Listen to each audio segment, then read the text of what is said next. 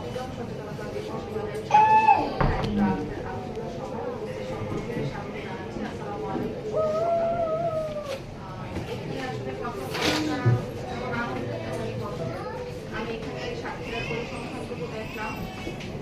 আমার নিজে আমাদের বাচ্চাদের নিয়ে যে স্ট্রাগল আমাদের একটা সুখ বা দুর্ভাগ্য যেটা এটা আসলে কষ্ট। তো আমি এখানে দুইটা বিষয় কথা, একটা হচ্ছে আমরা যে আলোচনা সভায় যে বাচ্চাদের এনেছি, অভিভাবকদের এনেছি, তাদের সাথে যারা কাজ করে সমাজের সচেতন মানুষ যারা সোসাইটিতে রিপ্রেজেন্ট করে তাদের উপস্থিতিতে আলোচনা করে ভালো হবে।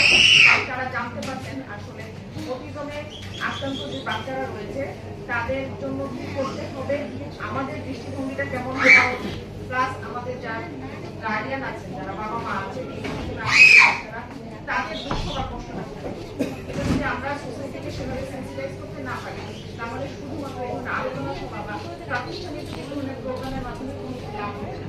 কাজে এই বিষয়টাকে আমাদের ফোকাস করতে হবে যারা আমরা সমাজে বিভিন্ন অবস্থান থেকে তাদের এখানে অংশগ্রহণটা দেখে আর কষ্ট পেলাম একটা অভিভাবকের বক্তব্যটা শুনে যে ওনার বাচ্চাকে স্কুলে দেওয়া হয়েছে, স্কুলে দেওয়া হয়েছে। এটা কিন্তু সরাসরি সরকারি নির্দেশনা আছে যে প্রথমে আক্রান্ত বাচ্চাদেরকে সাধারণ স্কুলে অ্যালাউ করতে হবে।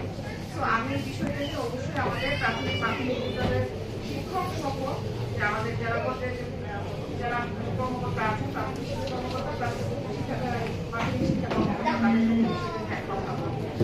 কারণ আমাদের এই বিষয়টার প্রতি একটা সেন্সিটিভিটি কাজ করে। আমরা সব সময় হচ্ছে যে প্রতিবন্ধীটাকে আমাদের সোসাইটিতে এখন আদার্স হিসাবে দেখার বা অন্যভাবে দেখার চিন্তা করি। আমি নিজে আমার ব্যক্তিগত ফিলোসফিটা বলবো যে আমি কখনোই এটা করি না এবং আমি সবার প্রতি আহ্বান রাখবো যে তারা আমাদের সমাজের অংশ, তারা আমাদের সাক্ষীরা নাগরিক, তারা আমাদেরই সন্তান।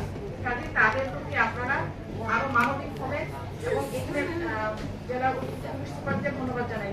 উনি কিন্তু খুব গুরুত্বপূর্ণ একটা বিষয় আপনাদেরকে জানিয়েছেন, অর্থাৎ অপরাধটা ঘটে যাওয়ার পরে আইনগত পদক্ষেপ যতটা জরুরি তার যে বাবা মা সহ এই বাচ্চাদের যারা দেখাশোনা করে, যারা তাদের শিক্ষক আছেন, তেমনি সমাজের যারা সচেতন মানুষ হিসেবে আছে, শুধু বাবা মা কিন্তু আসলে পেরে ওঠে না, কি কষ্ট করতে এটা যারা কাছে থেকে না দেখে বা যারা না পালন করে এটা কেউ বুঝতে পারবে না। আপনাদের প্রতি আমার আহ্বান থাকবে যে এই ধরনের বাচ্চাগুলো যেন সেক্সুয়াল হ্যারাসমেন্টের শিকার না হয়, আপনারা সেই বিষয়টা নিশ্চিত করার জন্য চেষ্টা করবেন। সকলকে আন্তরিকভাবে ধন্যবাদ, সবার প্রতি শুভকামনা।